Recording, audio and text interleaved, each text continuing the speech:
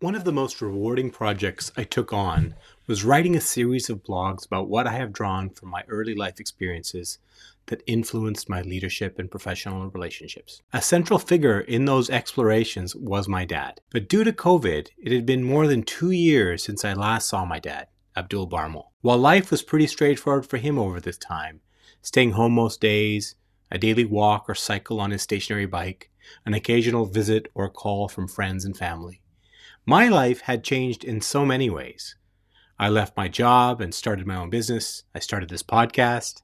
I watched my youngest son move out to start his life at university. So when I could finally get on a flight to pay him a surprise visit, I was hungry for deep conversations and quality time. So I packed my audio equipment and we sat down for my very first live interview, and this conversation is the result. We talked about how his life that started in rural Tanzania led to his journey through disruption to create a better life for his family here in Canada. Of course, I learned more about him, but I also learned more about myself and how patterns repeat themselves through generations. Enjoy the conversation.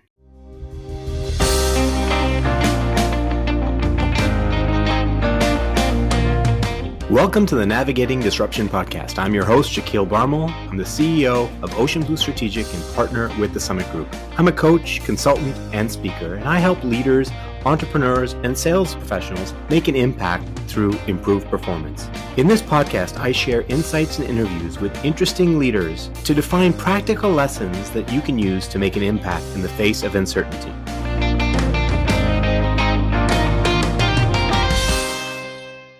We are proud to be brought to you by the Summit Group.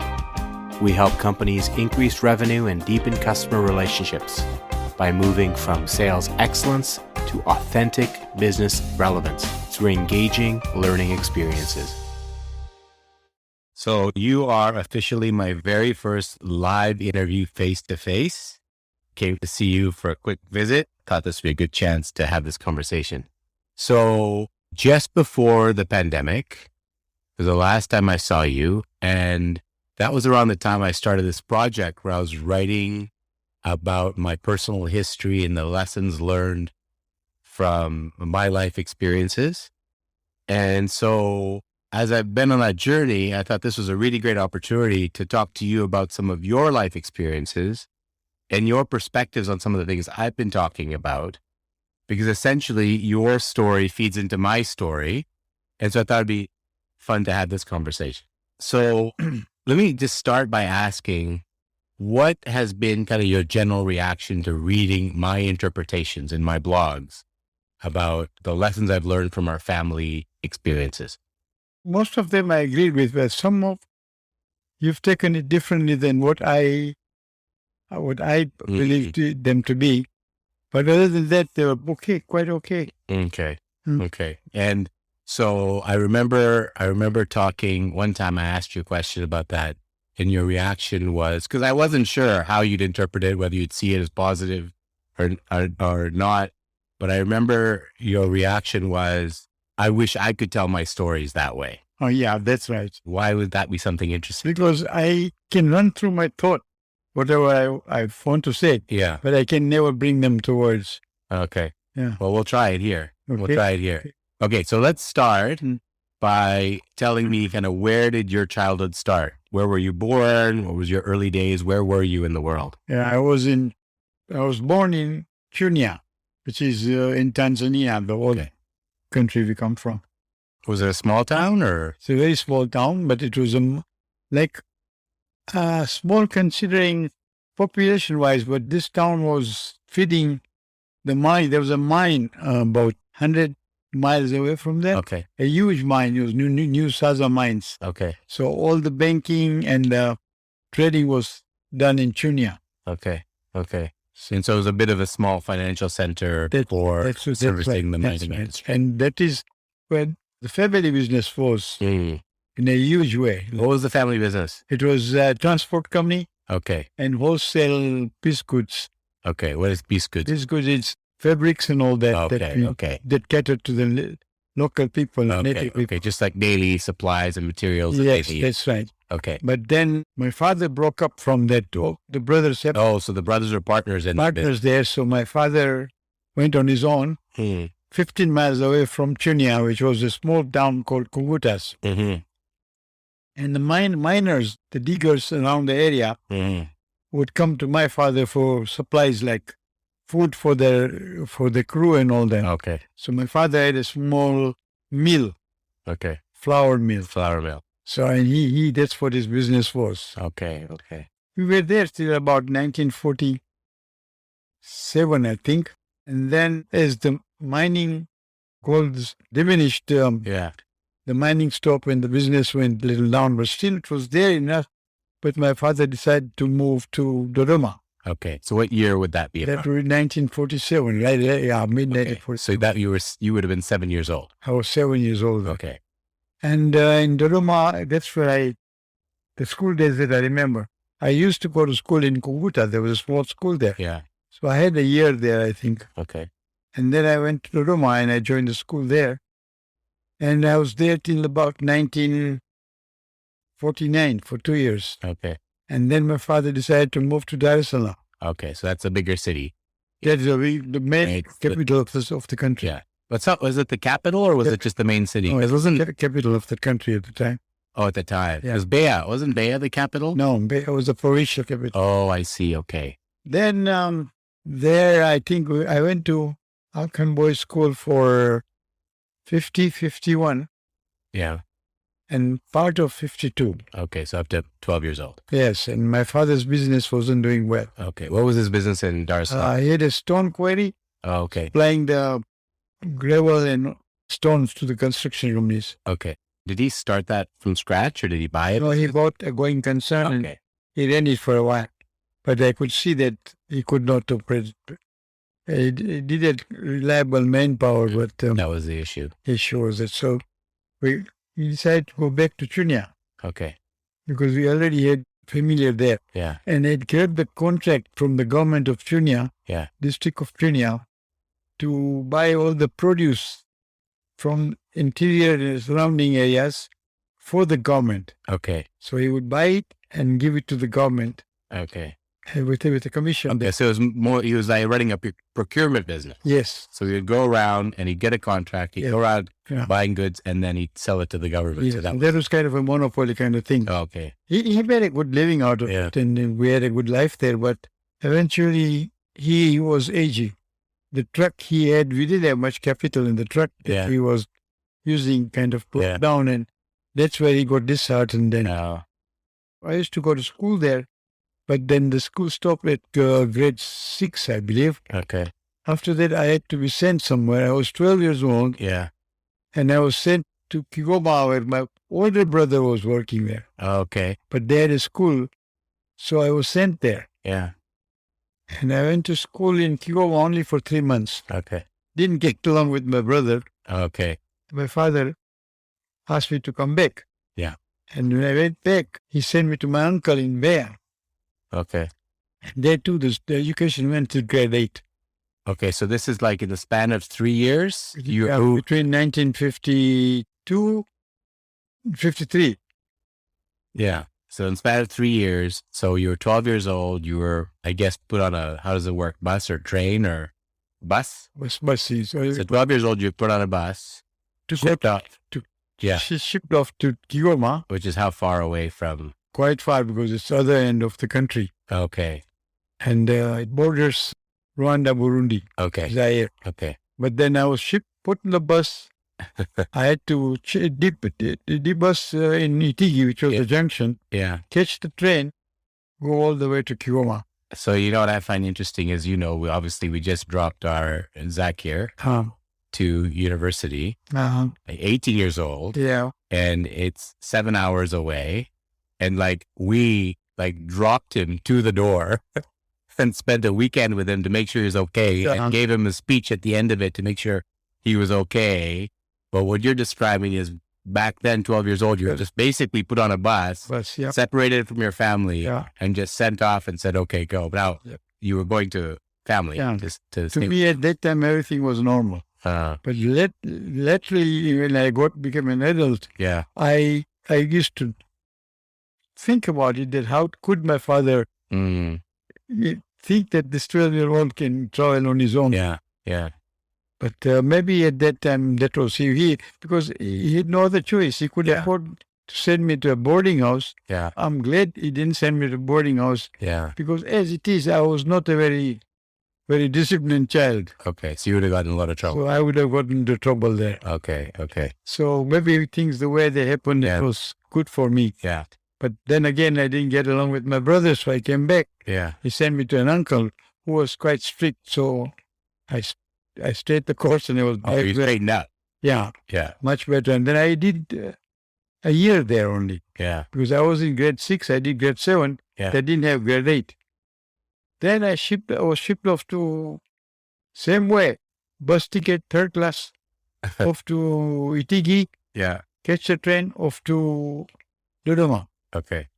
And Dodoma, I stayed with that uncle, did grade 9 and partial grade 8, grade 9 and partial grade 10. Okay. Didn't finish grade 10. And then my uncle decided to open a duka for me Yeah. in the jungle. He opened a retail location. Still for you location, yeah. in the jungle. In the And you were how old? That was 1956 or 6. So 16 years old. So 16 years old, you're basically now in business. In business, yeah. Okay. So you finished, like you didn't go any further in education. No, didn't go any further. Okay. So I did that for a year. What did you sell in your retail location? Supplies. Produce, local produce, Okay. and retail piece goods again, which is Yeah. basically clothing and all that. Yeah. So the customers, I'm assuming, were basically the people that lived in villages and the tribes, Yes. and they would be That's your it, customers. tribes, yeah. Okay. Yeah. And they would speak Swahili, would be their language? No, they had a language of their own, Mm-hmm. and they did speak Swahili a little bit. Yeah. But I learned the language. Okay. Okay. But if you ask me now, I don't remember anything. Yeah. Okay. But I learned to speak Uh-huh. their language. But it was a small railway station, Okay. and I was the only store there. I only Uh-huh. shop. Later on, we did get a competition about a year later. Okay. But other than that, And you were by yourself, like you didn't have anybody working with you? I had a grown-up person working for us with me. Okay. And So you were their boss, though. yes, I was. So you were 16 years old. You had an adult working for you Yeah. in this retail location in a area where you're dealing business with individuals that had a completely different background from you, upbringing. Yeah. Now this station is Uganda. It's being developed as some kind of a big center in Tanzania. It's already peppered. I'm just amazed when I think about that. And I think about what was I doing at 16 years old. I mean, 16, I was working with you, pumping gas in summers, Yeah. but you had already had a whole lifetime of running retail Yeah. locations experience by that point. So, yeah, of course, I gained a lot of experience because basically accounting, Yeah. keeping track of money and Yeah. produce that I was buying. And Yeah. I that's where I learned most of it. Yeah. Yeah. It's kind of a schooling for me. Yeah. Like you learned it on your own as you did it. At that point in time, did you feel like you had learned any lessons in how to run a business or how to do business from your dad or your uncles or anybody? That's right. I learned a lot there, and I had a background knowledge of how the business work. Background knowledge at the age of 16. I got it from my father, right? Yeah. 'Cause I used to help him at age 12. Yeah. I used to help him in his store, Okay. packing chewing. Okay. So you just paid attention. Yes, I was oriented. I learned. I loved it. Yeah. I have to just reflect that because I think fast forward when I was 10, maybe 8, 9, 10, 11, 12, you remember in the summertime, there was no kind of summer camps to send kids to. I would come with you to the gas station in the summer where you worked here in Canada, where you had your gas station. And I would basically do the same thing, pump gas, run a cash register. And I didn't think any different because that's how I was. That's how you did it. Yeah. So, wow. And after Ugandu, after that store, my uncle decided to go rent the place out. So, and he did. And then I was called back to Dodoma, which is the main. And from there, he had the transport business. We would buy produce and sell it wherever the demand was. I did that for a whole year, and there was traveling in a truck. I didn't drive, but there was a driver. As a driver. And I did that for a year. Yeah. And then my father thought that I was being used. Oh. So he called me back. You were being exploited by your uncle. Yes, by my uncle. So yeah. he called me back. Well, that's nice to know that he actually had that kind of. Yeah, it was my concern. mother who nagged him. Okay. She simply didn't want her son to be that far away and doing all this. That must have been hard for her, for sure. Because even then I was only 16, 17 years old, 18 years old. So I went back to my father, same story again. Yeah. Help him in the store, Yeah. travel to the jungle, buy bushes, buy the produce, bring it back, and he would sell it. And that's how we made a living. Okay. But it didn't last for too long. We did that for 3 years, and again the business started failing. Yeah. So I asked my father to let me go. I can go somewhere, find myself a job, Okay. and I'll be better off, and I send you some money to. How did that conversation go? I just told him that, Baba, I'm okay. I want to go. Yeah. And he said, okay, Okay. He didn't give you a hard time. try find a job first. Okay. So I wrote to my uncle again, the same Did he give uncle. you any advice other than try to No, find a job first? No. So I wrote to a cousin of mine, Yeah. Rose uncle, Yeah. and he was working for a company that his father was a managing director. And he said, yeah, come over. There's quite a few openings here. Yeah. And I did very well there. Yeah. So for a while, I worked for a sister company, which was a construction company. Yeah. They were in the process of winding it up. So I worked for it. They finished all the contracts.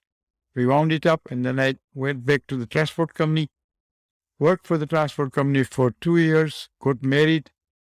Then I was transferred to Dar es Salaam, where originally my wife came from. Okay. So let's put a pin in it because you're talking about your wife. You're talking about my mom now. So we'll put a pin in that because I do want to come back to that kind of experience. Yeah. We'll come back to it. But you got married and then I settled in Beja. in Beja. Okay. Yeah. Worked there for a year. So that was 1964. 64. I was in 64, 65, I was in Beja. Okay. 66, I was transferred to the company's Dar es Salaam office. Okay. Now, between that time and Yeah. 66, Yeah. my older brother was born. My Beja was first Beja, yeah. first son was born. Adil was born there. Yeah. When I moved to Dar es Salaam, Adil was about less than a year, about 7 months Okay. old. Okay. And in Dar es Salaam, I worked for the company for 260, What kind of company was it again? the transport, The transport. the knowledge room. And you were like an I accountant? was a manager. Oh, you're a manager. Manager come accountant. Okay. Did the same thing. And then the company was sold, Mm, and I didn't get along with the new owners. mm. So I quit the job, and I started an auto repair shop. Because Started from scratch. yes, from scratch. Okay. My older brother was a mechanic. Okay. So he joined me, Yeah. and together we started So that's like 25, 26 I years. was, So you were 25 when you got married, obviously. 24 when I got married, Before. and about 26, I think, when I started the business. Okay. And business did okay, Yeah. kept us in Yeah. a reasonable life. Yeah. But then, But you started from zero. So you had to actually go out and get customers. yes. So, like, what did you do? Like, what was your first thought about how you go and get business? Because you had to find a location. Yeah. We found a location. Yeah. I used word of mouth. Okay. I would just go Tell and people that good you repairs. know what I found the other day is I found a business card of yours Yeah. in my kind of mementos Uh, when you must have been in that business. yeah. Auto dealer business. Yeah. What was the address? That was car dealers. Yeah. A No, car dealer. yeah, That was after. Okay. It was after. So now, while this garage was going, a friend of mine, an acquaintance, he said he was moving, Okay. but he can't sell his business. Yeah. And he wanted somebody to take over. Yeah. I said, I don't want to work for somebody. He said, no. You take over the business, pay me slowly. And the cost is same thing, the inventory. Yeah. He was a used car dealer. Yeah. There was an inventory. He said, that inventory you sell, he charged me at wholesale price. Okay. Sorry, retail price. He charged you retail. Retail price. He sell this stuff and they had some debts around. He told me, pay them off. Yeah. Whatever is left is yours. And the business is yours. So that way you didn't have to buy the business. You No, it's paid for right. the inventory, Yes. but you paid for the I didn't inventory. pay for inventory either. Oh. I went along as I sold it. Oh, I see. Yes. So if I sold a car, I had to keep whatever was my profit and then Give him the rest. and pay off the debt. I see. Okay. So you actually didn't pay for the business. You just took. No, I just walked in and took over. Good deal. Yes. It was a good deal, good opportunity. Yeah. And best thing was that I sold business. Mostly I dealt with expatriates. Yeah. Yeah. Expatriates means the people who were Yes. coming from outside to work, Yeah. but they were sent by the governments as an assistance to the government of Tanzania. Yeah. So I want to mark this moment because this is actually a pivotal story because I've written about, I think, where you're going with this. So I'm very interested in your perspective versus the stories that Mom told me about the story. So sorry, back to that. You did business with expatriates at this car deal. Most of the buyers were expatriates. Yeah. So this would have been what, 67? Was I born yet? Oh yeah. Okay. So this is 69 then, around 69. In 68, you were born while I had the car. Okay. The idea was I was being paid, which was illegal at the time. Okay. But I was paid outside the country in the currency of the buyer. So if I sold it to an American, he would give the money to me in America. Oh. If it was a European Englishman, he would pay me money in So you had to have bank accounts set up in all these countries? No. I had my brother, Yeah. who was in London. A younger brother was schooling the younger. Oh, as if uncle is the dentist. No, that's your uncle. He's a professor. So he kept track of the money. So if the money went to America, I had instructed the people in America to send it to London. And it was easy that way. All the money was centralized in London. And this is all done by telephone, these instructions? You couldn't Written letter in mail. And you couldn't talk on the phone about it because it was illegal. Okay. Shipping the money out. And I'm sure long distance telephone was very expensive too. Now, I sold part of that money to local traders who wanted to get their money out. Okay. And I sold it at 3 times the legal rate. Okay. So if $1 was at $8 in Tanzania, I would deliver it to the guy for 16 local shillings, double the price. Okay, so hang on. I had no idea. So you started a garage, you got opportunity to take over a car dealership. The car dealership does business with expatriates. Therefore, now you are in the foreign currency business, getting currency in other countries. Which is illegal. Yeah. But then you turn that foreign currency thing into an exchange business. Yes. To make a margin. So now you're not just making a margin on selling your vehicles, you're making a margin on the foreign exchange, selling it to people in Tanzania that wanted to get that currency. That's right. Huh. How did you put those two dots together? It's just worked out because everybody was working together. Yeah. Because the government was very nasty at the time. Yeah. Nationalizing everything and all that. So everybody wanted to get money out. And get out of there. Yeah, I would have never pictured you as a hustler, but it sounds like you had to hustle. I was put into it and I was doing it.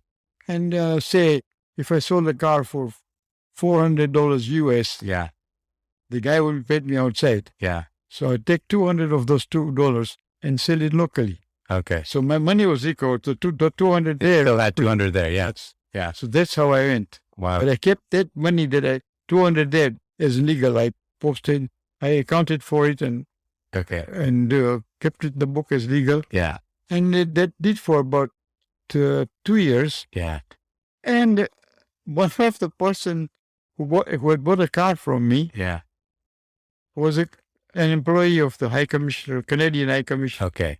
Oh, so I think in my story, I can't remember, but I think I told the story as if this was the High Commissioner, but it wasn't the High Commissioner. No, he was a clerk. It was a clerk in the High Commissioner's office. Okay. So this is the Canadian High Commissioner's office, an employee in that department gave you my car. He had bought a car with me, and I always guaranteed my car for 3 months. Okay. Unconditionally. Yeah. And the one time he comes in the morning, the car broke down about 30 miles from where he was. So I said, I will go and fix it and bring it back.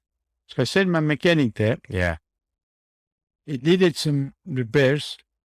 We brought the car back. We checked it out and called him and said, the car is ready. Yeah. So when he comes, he says, how much? And I said, no, it's 3 months not over. Yeah. So no charge. And he knew the damage was extensive. He said, why don't you go to Canada? You'll do there very well with this kind of service. Oh, So I said, how do I do that? And he said, come over to my office. I'll give you a form. You fill it up and give it to me. So he gave me a form. I started the procedure yeah. and bang, in the 3 months, I had my visa to Canada. So was that the first, his suggestion about coming to Canada, was that the first time the thought entered your mind about leaving? No, Tanzania? I was planning to leave to Tanzania, Yeah. but I didn't know where I'm going to go Oh, okay. And why were you planning on leaving? because of the education was controlled by the government. Yeah. So my child had to be sent to farming school Okay. for until he was 8. Okay. And then he went to academic. Okay. And I didn't want that to happen. Okay. So tell me about the conversation between you and mom about that. When you found out the education system was changing, Yeah. well, how did that conversation go? To her, it didn't matter much, Okay. but I was worried about it. So I told her. Then at that time, we were talking about moving to Pakistan Oh. because they were supposed to be a friendly country. Oh, I didn't know that. Then I said, I'd rather go to India because India is where my father came from. Yeah. But then the stories that I got from there, I said, there's too much starvation Yeah. and you can't just walk in and find a job or something. So this opportunity comes right there. Yeah. Wow. And I said, okay, let's get ready. Funny how that works, eh? And being like 3 months, when he gave me the visa, I said, I can't give up my business. You got to give me some more time Yeah. so I can get hand over my business to somebody. Yeah. So he said, okay, I'll get you 3 months. So he got me 3 months. Yeah. At that time, this procedure was handled by Canadian High Commission in Beirut, Okay. Yeah. Lebanon. Yeah. So I got that there. He said, oh, you got 3 months. In 3 months' time, I didn't sell the business. I handed it to my nephew, Okay. Munir. Yeah. Okay. So he handled it from Yeah. then on. Yeah. Okay. I came to Canada Yeah. and don't know much what happened after that. So you came to Canada, Yeah. but we had some family here. Like I my had, Ed was here. no, I already had my sister-in-law Okay. to come over to Yeah. Canada. So my aunt, and this is the aunt that was, okay. Okay. And so She was already in Canada? she was in Vancouver. Okay. The car dealer who gave me the car dealership, Yeah. I had asked him from London to take my sister-in-law with you. Oh. Yeah. Because she was not citizen. She was illegally in the United States. She was Not in the that United. illegal. Okay. She was temporary. She hadn't settled there. Okay. She had a job In the U.S. in US, Okay. but she wasn't very happy because of no family. No. Yeah. Yeah. So she came here on her own with the guy. to Vancouver. Yes. But the guy, she made her work and do all this. Oh, okay. So she finally found a job. Yeah. It was a night job, Okay. data processing. Okay. And then as soon as she got her first paycheck, she moved off, found her own place. Okay. And she not found her, But she was alone. Like she had no other family here. no. She moved out. She lived as a paying guest. Okay. Then when we decided to go, so then I sent some money to her from that to keep it for me Oh, when yeah. I get there. Yeah. When I arrived, it was 1972, Okay. and she was there. She had already set up an apartment for me, Okay. Yeah. but she paid out for it from my money that she had. Okay. Wow. She was pretty resourceful. Yes, she was very careful with that. Yeah. That's it. That's Yeah. when I came to Canada. Okay. It took me about 8 months. Okay. I had a job as a salesman, Yeah. used car salesman, Yeah. How did you get that job? just knocking doors. Okay. So I'm imagining this picture of you walking up and down the streets Yes. in Vancouver, Yes. downtown Vancouver, kind of with really no resume. You didn't have a resume. No, So how did that conversation go? I just went knocked doors and look, I back in the old country. Yeah. I was a used car owner, used Yeah. car sales owner. Yeah. I'm looking for a used sales Yeah. job. He said, yeah, you're here, but all you get is we'll pay your medical and you have to earn your own commission. Okay. So I said, okay. How many, do you recall even what range of how many people you had to talk to before you actually got somebody that was willing to take you? Everybody wanted Canadian experience. That's what I would have thought. So I know quite a few doors. Yeah. But this person was a one man business. Okay. And he had his assistant was an Englishman. Okay. So they talked to me and Were they already looking for somebody or they Yes, just had, yes. okay, they were already looking for somebody. so they said, okay, let's Yeah. try. But it was not for me. Yeah. What? Very different way of selling cars. Yeah. Plus, customer was more educated about cars than I was, Yeah. about American car. So it lasted for about 3 months, didn't make any money, Yeah. but I had a car for use. Yeah. Yeah. That's That it. was the Meteor. Yeah. That was No, the Galaxy. any car in the Eddie Gallo. Yeah. It's a demo car. Yes. Yeah. But when I talked to my the boss, he suggested, I know you're not doing well. How about going to real estate? Same. Oh, wow. So I said, okay, let's try. Yeah. So he introduced me to a real estate company. Yeah. They sent me to set it up an exam and all for me. I paid the fees, Yeah. but then changed my mind because right there I met a person who was a gas station owner in Toronto. Okay. And Because he was studying to do real estate? no, How did you meet him then? because he was a friend of the second person in the Yeah. dealership. Yeah. He was a friend of his. Oh, my goodness. So he had come to visit him and we started talking. Gosh. And I said, yes, I can come into partnership with you. Yeah. So I said, well, maybe, because I was very skeptical about going into an oil company and ask for a case. Yeah. Yeah, for sure. Very experienced. Yeah. With no experience and not understanding how these things work, right? Yes. So this guy was an experienced gas station operator from Toronto. Yeah. He wanted to move to Canada, Yeah. Vancouver. Yeah. So I said, okay. And the first thing we saw was the gas station in Surrey. Okay. There were 2 stations we saw. Yeah. One was in Vancouver, one was in Surrey. So we had to talk to the Vancouver person who owned that Chevron. Yeah. And from his answers, we were not very happy. Okay. So we went to one in Surrey, Yeah. which was closed at the time. Yeah. The owner had defaulted in some wages and all that. Yeah. So all the equipment was seized by a bailiff. Yeah. And the station was closed. But we were supposed to restart it. The company gave it to us. Oh, Yeah, so we rented it in joint name, okay. him and me. Okay. And we decided that we'll put the equal amount of money in the business. Okay. Okay. I'm just going to sum up here for a second because I'm just thinking about the number of chance meetings and conversations Yeah. and kind people that Yes. offer to help you and Yeah. introduce you to people Yeah, along the way. yeah, That's pretty remarkable because also yeah. at that time, Canada was not that There was cosmopolitan. There's a lot of racism, but lots still found people lots of racism, yeah. that were willing to kind of guide Yeah. you and help you. But if a customer stopped and talked to me for a while, Yeah. then automatically he was comfortable. I see. Yeah. I spoke English. Yeah. Yeah. And And you were able to have conversations and ask questions. Yeah. And that was my style of doing business was better than Well, also you had to do all that hustling over the years. You yes. kind of picked up some people Yeah. skills there, So right? then when I put the money, my share of the money in the bank, Yeah. we opened a joint account with 2 signatures required. Yeah. The other guy said, my money is coming from Toronto. It never came. In the meantime, there was a living quarters in the back of the gas station, Yeah. which I let him occupy Okay. because my family was in Vancouver and I used to commute. Yeah. But then I saw he was drawing from the daily sales Yeah. for his daily expenses, Okay. and he hadn't even put in his share of money. Okay. So I said, that won't work. Yeah. I went to the oil company.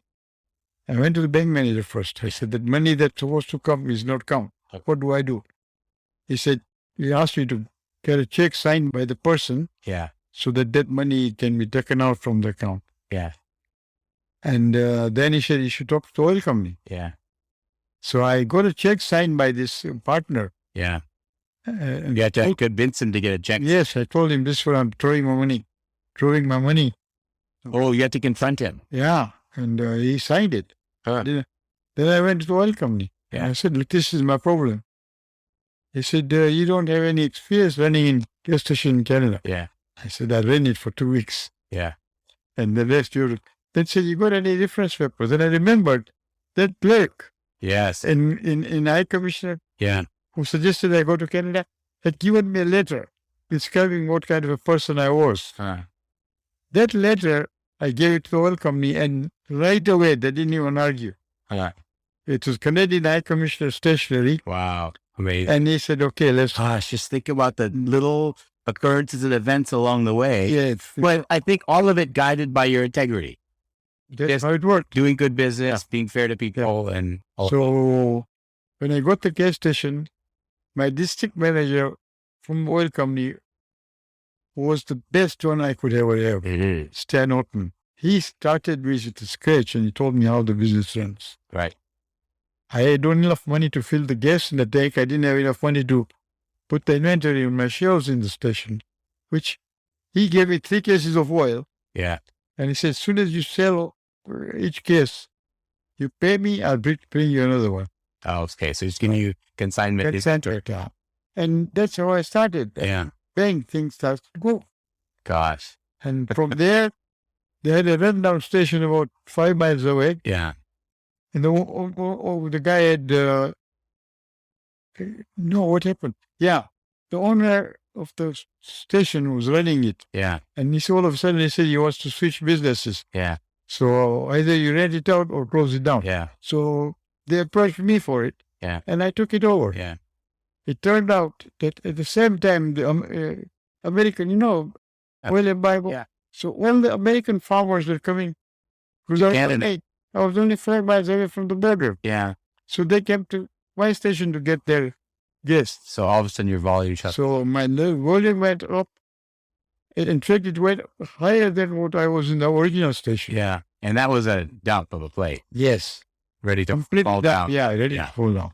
So that's how I got started. So now somewhere in there, I remember that at one point you and Mom decided to pack it in because we were talking about moving to Calgary. That's when, That was before this happened. before this happened. Ah, okay. Yeah. So we were getting ready to pack up because Pack business up, was yeah. going well. You already bought a home in Yeah. Surrey Yeah.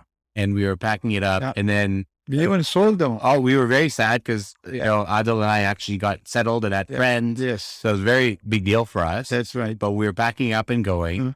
and something turned. This oil embargo situation turned. No. And- what happened is Right. the business value, Yeah. somehow, I don't know how, Yeah. but it started getting better. Oh, Possibly people started to know me yeah. that what kind of So you business. started getting repeat customers. So I started getting repeat. And just at the time when we decided to move to Calgary, Yeah. that particular month, my business doubled. Huh. Volume. Like in a month. Yes. I don't know why. Well, I mean, it must have been you investing time They were, yeah. building it. And then I said, why do the move? Yeah. If I can put more time here, maybe it will get still Yeah. better. Yeah. So I said to my wife, you look for a job if you You can. used to keep saying your wife, but that's my mom. To your mom that, Yeah. look, wait for a year, let the kids get old enough to Yeah. be by themselves, then you can look for a job. In the meantime, I struggle with this. And then I get the second station, Yeah. and when my older son was what? My brother. Your old Adil was Yeah. 12 years old, and you were 9. So Adil could look after you Yeah. after yeah. school. So we decided that my wife look for a job, Yeah. my mom look for a job, and we were very close to school, Yeah. Edmonds, and you go to school, and I'll commit to Surrey. Yeah. Which at that time was a long distance. It felt like long distance. So, but things went okay. Got this White Rock station. Yeah. Actually, the White Rock station was a big support because of Yeah. the volume. Yeah. And time came when they had to tear down the White Rock station Yeah. because Yeah. it was run down. Then they gave me a replacement station Yeah. in Delta, Kennedy Heights. When I was running the Kennedy Heights, there was another station. They had a kiosk. The person who was running it had just run away, shut down and run away. So they asked me if I can run it for them. So I took over. So one time I had 3 stations and good cash flow. And that's it. Never, Then things never looked back and Yes. things started being stabilized. so come 1986, I think. It would have been 87. I think I know where you're going because 87, I graduated from high school and that I told that story Yeah. of how one morning you just said, meet me here. Yeah. I got in my car, which we just bought this car because I was going to go to university Yeah. and meet me here. And I showed up at this terrible looking gas station in Westminster, Car wash. not far from our house. Yeah. And you said, okay, this is ours now. So that's when the company offered me the station. Yeah. that it's non-conforming zone. Yeah. If you run it the way it is, Yeah. except the tanks were too old and they agreed to replace Yeah. the tanks. Yeah. If you want it, it's yours. Yeah. So they put the new tanks for me. Yeah. They did some renovation at their expense because they had overcharged me for the gas station. Yeah. The fact was, it's closed. The fact was that the company had an option. The property didn't belong to the oil company, but they had an option to buy it. Okay.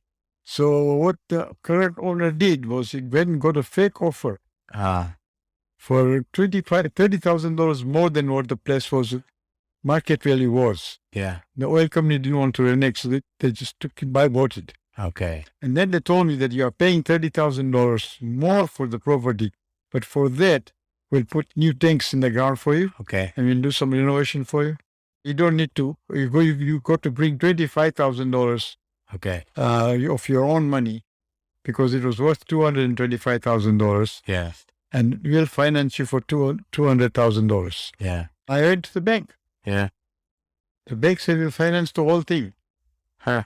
You don't need to. I said no. And they based on your history or based on the financial projections of the My business? car, you remember, cash flow was big. Yeah, from that car wash. So you had that financial thing. Before, no, car wash, I hadn't taken over yet. Oh, your cash flow was big From the previous. stations. Okay, So they said, no, don't worry. just we'll take the charge on the station Yeah, and finance the whole thing. I said, no, the oil company wants me to come up with only $25,000 of my own money, yeah, and then they'll finance the rest. So the manager said, yes, we can give you the $25,000. I said, I have an equity in my own house. yeah. He said, no, we don't want anything. Ah. On your own recognition, we'll give you $25,000, Huh. which was in the form of an overdraft. Yeah. So I went to Mohawk Oil. I just want to make a note here. Mm. This bank you're talking about Yeah. is CIBC. Yeah, CIBC. The company of which that Adel, my older brother, is now vice Later, president with. Yeah. Which is interesting. How unrelated. This But will just keep connecting. Yeah. So I went with the check to Mohawk Oil. I said, here's my check. Yeah. And there, bang, I took over the gas station. Yeah. But one benefit was it the do-it-yourself car wash. Yeah. 3 days. Yeah. You know, when I looked at the financial statement from the guy who ran it before, Yeah. he showed $60,000 a year. Yeah. So he was pocketing cash. So he was skimming the money out. Because the very first year I took over, Yeah. I did $100,000. Yeah. Yeah. Pure cash. Well, I told the oil company that I don't want the 2 stations that you gave me. Yeah. Oh, so you actually proactively said, Yeah. I'll just stick with this place. Yes. Let go of the other places. Because You didn't know my my own. own properties. Yeah. No, this was my own. So I gave it back to them. I Yeah. said, there you go. Yeah. So the money released from the inventory that was Yeah. at the gas station, Yeah. I used it for the... Well, that whole thing was essentially, I mean, that's the start of the next chapter Yeah. because that essentially was my start in business Yeah, because I started working with you. that's right. And that's when I started learning about Day you, one, customers interacting and all of that. There when you were there, yeah. So now now that I think about it and I look at the pattern going back, when you think about your career up to the point which you came to Canada and you got into the gas station Yeah. business, what do you think are some of the lessons you drew from kind of running the business, surviving, hustling, dealing with Yeah. people that helped you get established in business in this country? What are some of the lessons you think? I don't know. I was a very straight and honest person. I never looked to what they call it, A straight shooter. You were, a straight shooter, and didn't have any. What I said to the customer is what I meant. yeah, There's not undercutting and yeah, changing everything. If I said this is what I'm going to fix yeah. with this kind of a part, and I would do that. Yeah. So basically what that employee at the Canadian High Commissioner Yeah, noticed in you, that's that's basically that I was true to my word. yeah, True to my word. yeah. And that trueness to your word ended up getting CIBC in your corner, Yeah. supported you. Otherwise, I was very shy going to see the manager Yeah. back Yeah. because back home, Yeah. being able to go and talk to the manager was a big deal. Yeah. You couldn't do that. Yeah. They Yeah. wouldn't even let you in. Yeah. I had the same mentality when I came here. Yeah. But then later on, I learned it's easy. Yeah. You just knock the door and you go in. Yeah. And that's how everything started. Yeah. In fact, to be honest, when I started the business, the very first day I opened the station, Yeah. the manager from CIBC Yeah. came to my gas station because he saw I had got a new license and they kept track of the new businesses opening up. Yeah. So this manager comes to me. He asked me if I had any problems Yeah. because I already opened an account. Yeah. So I told him my business was working capital. Yeah. So he'd come to see me tomorrow. He said 10 o'clock. And I went there and he gave right away. I got $5,000 overdraft Yeah. and $1,000 limit visa, which is ChargeX. Yeah. ChargeX, I remember. And that's how I became friendly with the bank manager. Yeah. Then, of course, quite a few new ones came in, Yeah. but I never had any problem with anybody. Yeah. Yeah. The other thing that I just want to reflect on is that as you're running your business in this country, again, different social climate, because I didn't experience it, but I was a little bit oblivious.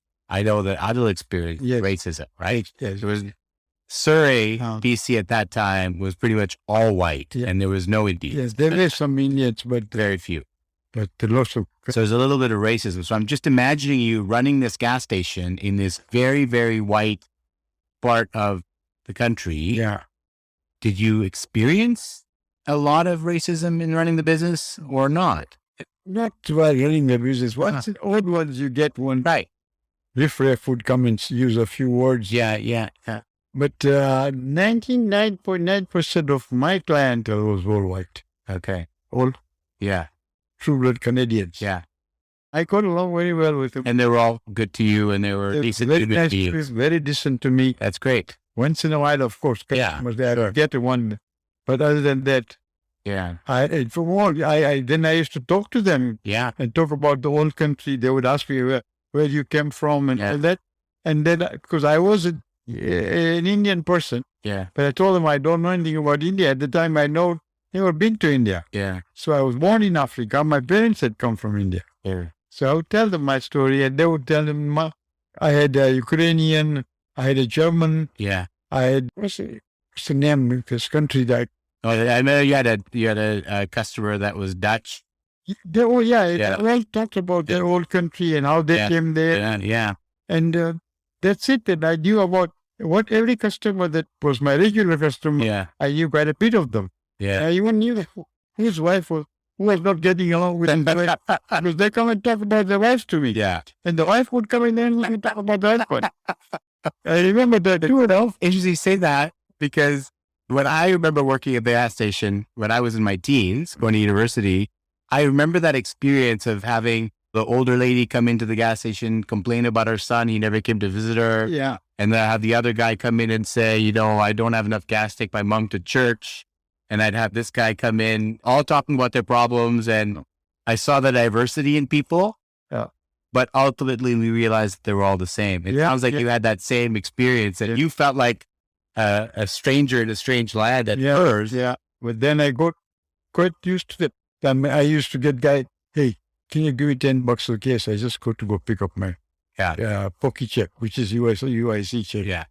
And I would say, no, I'll give you $2 for the case. You don't have to pay me back.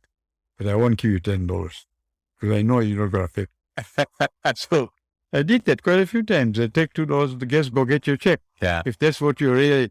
Yeah. But you had to be savvy and street smart that people were, you had to be careful. So I said, giving you $2 is not a big deal for me. Yeah. But I'm not going to give you $10 because I know I'm not going to get it back. Yeah. Oh, the face I told me. Yeah. And that's okay. That's good enough. Yeah. Okay. And most of them were honest. Yeah. They go get their check, come back, pull up the card. Yeah. And there you go. I got my business. Yeah.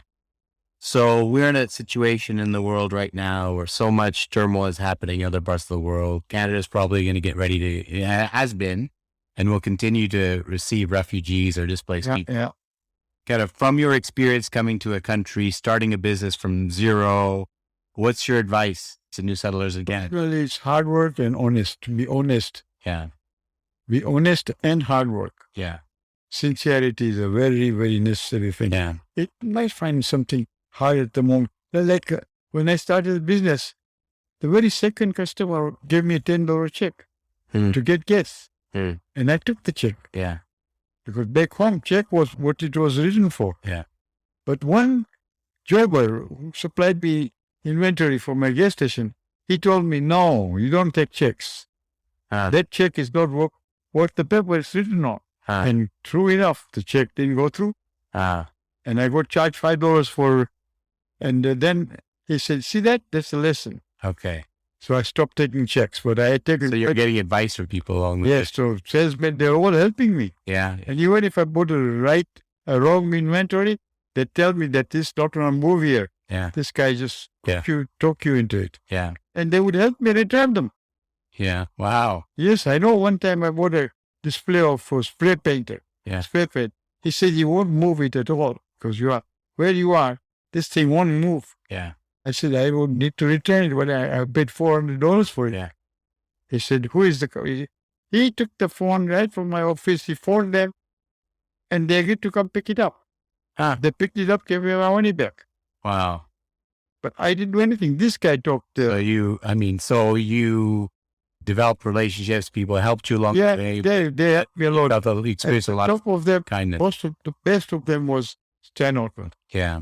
He would come, put a cover around, and pump gas for me. Wow. I remember Mom actually pumping gas too. Yes, because when in her skirt and her little vinyl or leather jacket, because I would come home from kindergarten and she'd be pumping gas. Yes. And I used to feel bad seeing her pump gas. But they had a hard time that she could not check oil. yeah, of course. That was So one time when I came back, the customer waiting. yeah. I said, what happened? He said he wants his oil checked. Yeah. So I said, okay, I checked the oil for him. Yeah. And I apologized for keeping waiting. Oh, no problem. Yeah. So I checked his oil. Yeah. Didn't need any. Okay. Yeah. He thanked me and drove away. So might be a hard subject, but can't have this conversation without talking about the influence of Mom, of course, who's not been with us for a number of years. Describe the partnership. Describe the partnership. But for her, I wouldn't have been anywhere. Yeah. Because she was such unquestioned support. Yeah. Never questioned me. Yeah. Because when she got a job, and I had to finance my gas station, they wanted a warranty, your mom to sign as a backup in case if I defaulted payment. Yeah. What they call it. And it's like the default. Yeah. So when I asked my wife, she said, Dad, let's go sign it.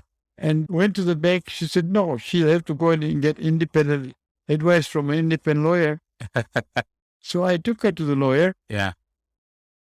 And the bank manager suggested. Yeah. He said, you can't use the lawyer that's helping you. Yeah. You got to take an independent lawyer. But I know somebody in New Westminster. Yeah. And you go take her there and I'll talk to the lawyer. Yeah. So the bank manager talked to the lawyer. I went there. I told him the bank sent me. Yeah. But it's for my wife. So I went, tried to go in. He said, no, you stay out. Yeah. And your mom went in. Yeah. They talked to her. And she was nervous. Of course. Yeah.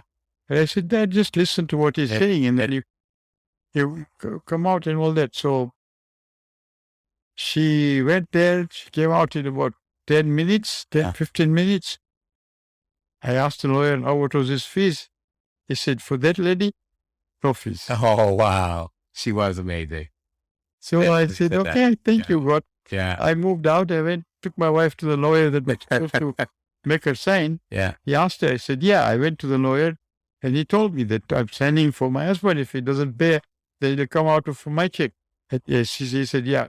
Then she signed it. Yeah.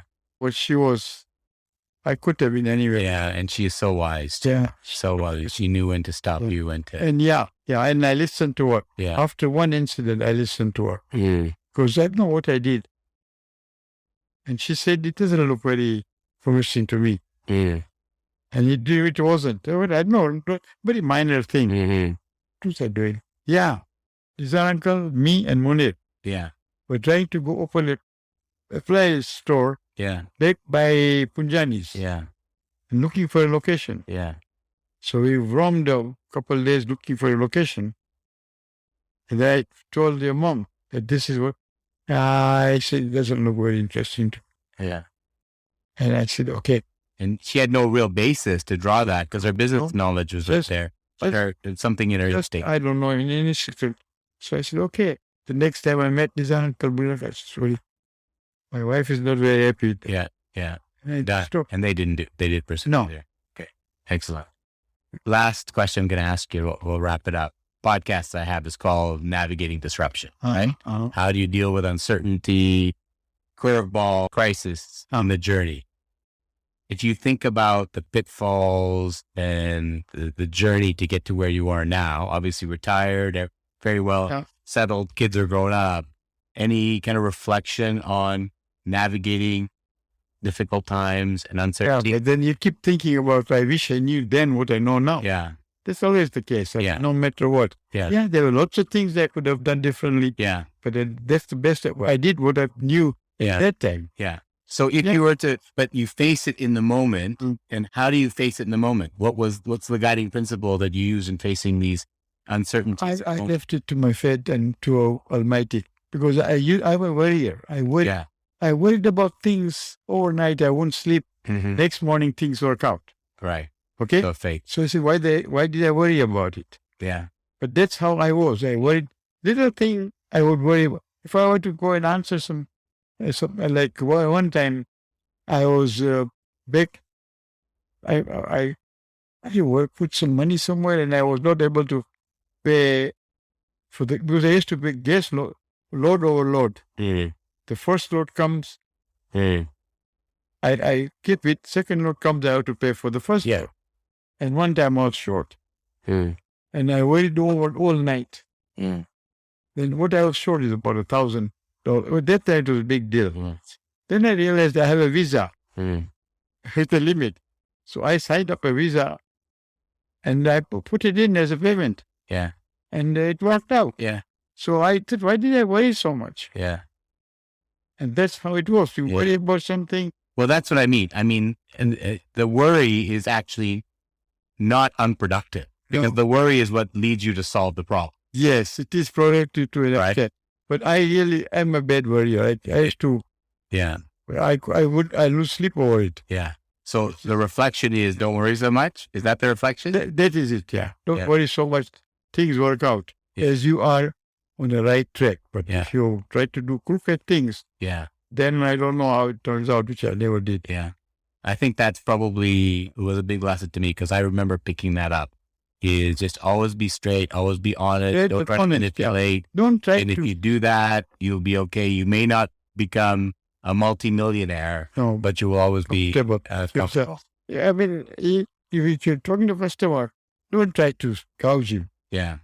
That's not your intention. You want to make money out of him. Yeah. But in a reasonable, straightforward way. Yeah. I of course, if he gets $100 worth of job done, I put my $20 in there. Yeah. Which is very honest, and that's what I wanted, 20%. Yeah. But I wouldn't lie and make myself $40 by lying to him. Yeah. Well, that's great. Yeah. Well, thanks for the conversation. Love you. My pleasure. Awesome. Maybe we'll have another one soon. Okay. For someone that didn't think he could express himself very well, I think my dad did a great job of telling his story. In the process, he reaffirmed a few key lessons that I continue to apply in my career and life. Be straight, be honest, focus on the customer. Make a profit, yes, but don't try to take too much. So simple, right?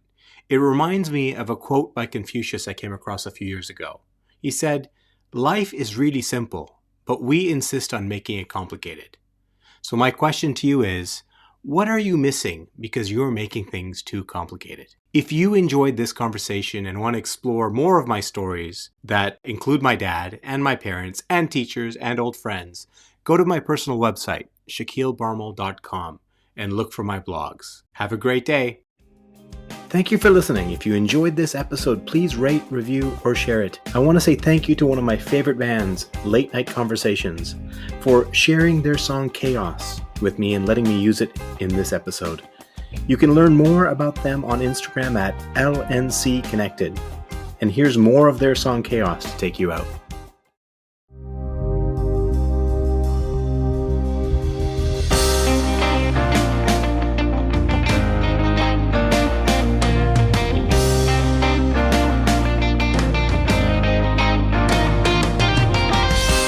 I can't flow like this no more. No, far behind my eyes. Mediation, suffocation, it'll break me. Information in disguise. But when your eyes finally found mine, you were there, but I'm defined by the chaos in my mind. I believe what I perceive is a weave tearing at the seams, and I wonder what's behind. And my ears are bleeding, and the reason easing, the logic of the season, taking the pleasing from my soul and leaving me to die. And I feel the lacing, LNC like racing, unstationary animation, take